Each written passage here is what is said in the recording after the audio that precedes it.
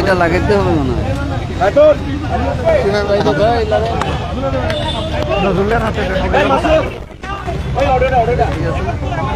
নজরুল এটা তো লাগাইতে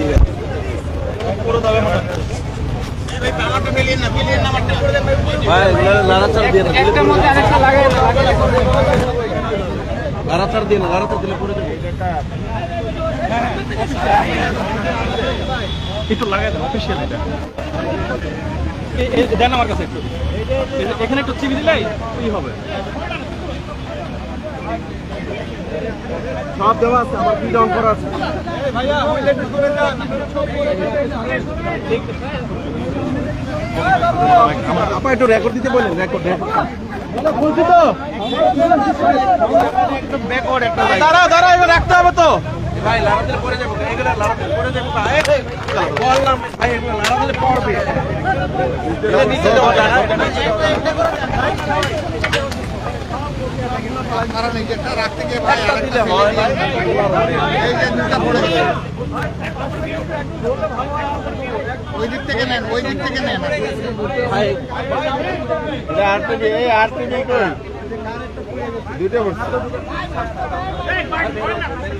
এটা হলো আরটিভি কেবলটা ছাড়েন তো এটা একটু ধরেন আপনি ওইটা কার ভাই এটা একটু ধরেন ভাই আপনিও ধরেন সবাই মিলে ধরেন ওনার হাতে কিছু দেন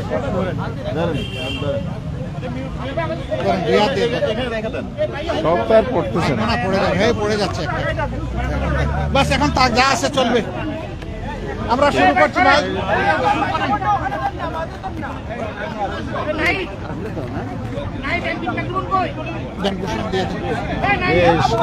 সম্মানিত সাংবাদিক বন্ধুগণ, আজকে বাংলাদেশ জামায়াত ইসলামীর আমির জাতীয় নেতা ডাক্তার শফিকুর রহমানের সাথে মাননীয় উপদেষ্টা প্রফেসর ডক্টর ইউনূস এবং তার সাথে উপদেষ্টাবৃন্দ মাননীয় প্রধান উপদেষ্টা ডক্টর ইউনূস এবং তার সহকর্মী অন্যান্য উপদেষ্টা আরও 3 জন ছিলেন এবং জামায়াত ইসলামীর পক্ষ থেকে আমরা এখানে গিয়েছিলাম আমির জামাতের নেতৃত্বে সাইফুল আলম খান মিলন, জামায়াত ইসলামী কেন্দ্রীয় নির্বাহী পরিষদ সদস্য হামিদুর রহমান আজাদ, আমি জামায়াতের কেন্দ্রীয় সহকারী সেক্রেটারি জেনারেল এবং সহকারী সেক্রেটারি মৌলানা আব্দুল হালিম।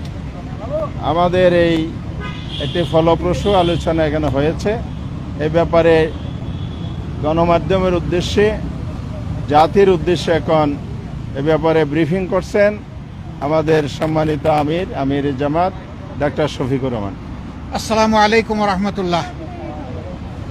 আপনারা সবাই কেমন আছেন? আলহামদুলিল্লাহ। আপনারা ইতিমধ্যেই জেনেছেন যে আমরা আজকে মাননীয় প্রধান উপদেষ্টার সাথে সাক্ষাতের জন্য এখানে এসেছিলাম। উনি এবং ওনার সঙ্গে অন্যান্য সম্মানিত উপদেষ্টা মণ্ডলী সেখানে ছিলেন, প্রেস উইংয়ের লোকেরাও ছিলেন।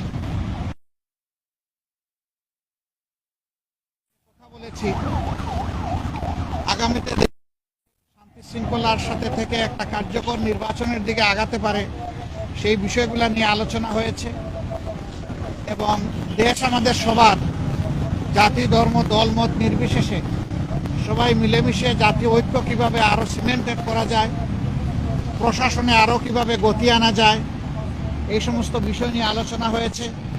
পাশাপাশি আলোচনা হয়েছে দ্রব্যমূল্যের যেটাতে মানুষের কষ্ট হচ্ছে, এইটাকে লাঘব করার জন্য মানুষের সামর্থ্যের ভিতরে দ্রব্যমূল্যকে নামিয়ে আনার জন্য কী পদক্ষেপ নেওয়া যায় সেই সমস্ত বিষয় নিয়ে আলোচনা হয়েছে। আগামীতে রমজান মাস আসছে, এটাকে সামনে রেখে অসাধু ব্যবসায়ীরা যাতে বাজারে কৃত্রিম সংকট সৃষ্টি করতে না পারেন এই সমস্ত বিষয়ে আমরা পরামর্শ করেছি। এর পাশাপাশি আইন শৃঙ্খলা পরিস্থিতি নিয়ে অনেক আলোচনা হয়েছে। দেশে সম্প্রতি ঘটে যাওয়া কিছু বিষয় নিয়ে আলোচনা হয়েছে। এই সকল আলোচনায় আমরা একমত হয়েছি যে দেশবাসীকে সাথে নিয়েই দেশকে সামনের দিকে এগিয়ে নেওয়ার চেষ্টা করতে হবে। স্বার্থবিরোধী কর্মকাণ্ডে যারাই জড়িত থাকবে তাদেরকে অবশ্যই আইনের আওতায় আনতে হবে।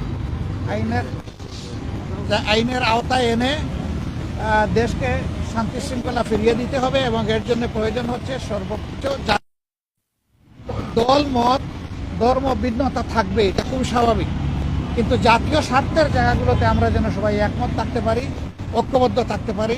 আপনাদের মাধ্যমে আমরা সেই আহ্বান জানাই এবং আমরা সেখানেও এটা তুলে ধরেছি। তো এই ছিল মোটামুটি আজকের আলোচনার বিষয়বস্তু। আমরা এখন বিদায় নিতে চাই। আপনাদের একান্ত জরুরি কোনো প্রশ্ন থাকলে করবেন, আদারওয়াইজ আমাদেরকে ছুটি দিলে খুশি হব। না না, ওই রকম ডেফিনিট কোনো আজকের প্রেক্ষাপটটা ঠিক ওরকম ছিল না, এই জন্য ওই ধরনের ডেফিনিট কোনো আলোচনা আমরা করি। অ্যাডভোকেট সাইফুলের হত্যা ইয়েছে। জি, আমরা শুধু ইসকন না, আমরা বলেছি জাতীয় স্বার্থের বিরুদ্ধে যারাই যাবে তাদের ব্যাপারে পদক্ষেপ নিতে হবে। মাননীয় আমির গতকাল বিএনপির একটি প্রতিনিধি দল প্রধান উপদেষ্টার সাথে দেখা করে দেশের সাম্প্রতিক পরিস্থিতিতে উদ্বেগ প্রকাশ করেছেন।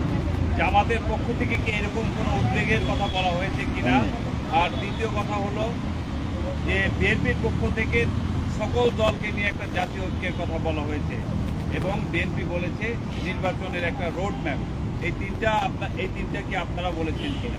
না, জাতীয় ঐক্যের কথা তো অবভিয়াসলি এসেছে এবং আমাদের উদ্বেগ নিয়েই তো আমরা আলোচনা এখানে বসেছি। সেই উদ্বেগ ওই অর্থে নয় যে হায় হায় দেশ বলে গুল্লায় গেল, বিষয় তা না।